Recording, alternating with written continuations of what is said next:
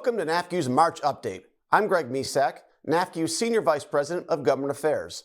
March began with robust economic news, but in the end was dominated by the news of bank failures.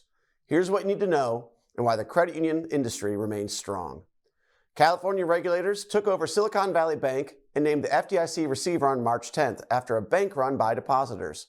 2 days later, New York authorities did the same thing with Signature Bank. In a note to our members, NAFCU CEO Dan Berger pointed out that this was a failure of management at two financial institutions, not a systemic banking issue. Both Silicon Valley Bank, which had concentrations of startup companies, and Signature Bank, which had large concentration of crypto deposits, had niche customer bases and large amounts of uninsured deposits. Just to remind everyone, 90% of credit union deposits are insured when compared to bank deposits, which about only 50% are insured. At the NCUA's March board meeting, here's what Chairman Todd Harper had to say about the strength of the credit union industry.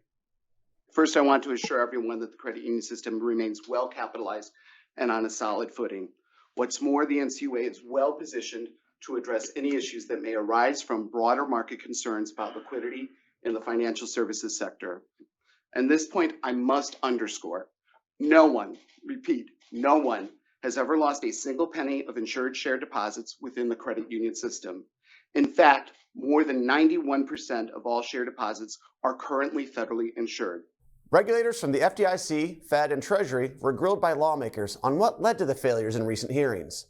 We'll continue to monitor discussions and keep credit unions informed of any regulatory or legislative actions that could impact the credit union industry. In more positive news, Mike Wilson from Members First Credit Union testified on behalf of NAFCU at the House Small Business Committee's hearing on the CFPB's Section 1071 proposed rule. We also take it a step further and assign every small business their own personal concierge. So even if they cannot qualify, we would provide them with a continuum of services and even individuals who may be able to help them down the road. Are you required to do that by law? Absolutely not. So why do you do it? Because it's the right thing to do in our communities that we serve. Thank you. The proposed rule would require credit unions and CUSOs that originated at least 25 covered small business loans in the last 2 years to collect demographic information on the small business owners. NAFCU has advocated against this proposal because it would create a large new regulatory burden that could possibly force some credit unions to stop making small business loans. Also in March, the U.S. Court of Appeals for the Second Circuit ruled that the CFPB's funding structure was constitutional, contradicting a previous ruling from the Fifth Circuit that is set to be considered by the Supreme Court later this year. NAFCU will continue to monitor these cases as they work their way through the legal system.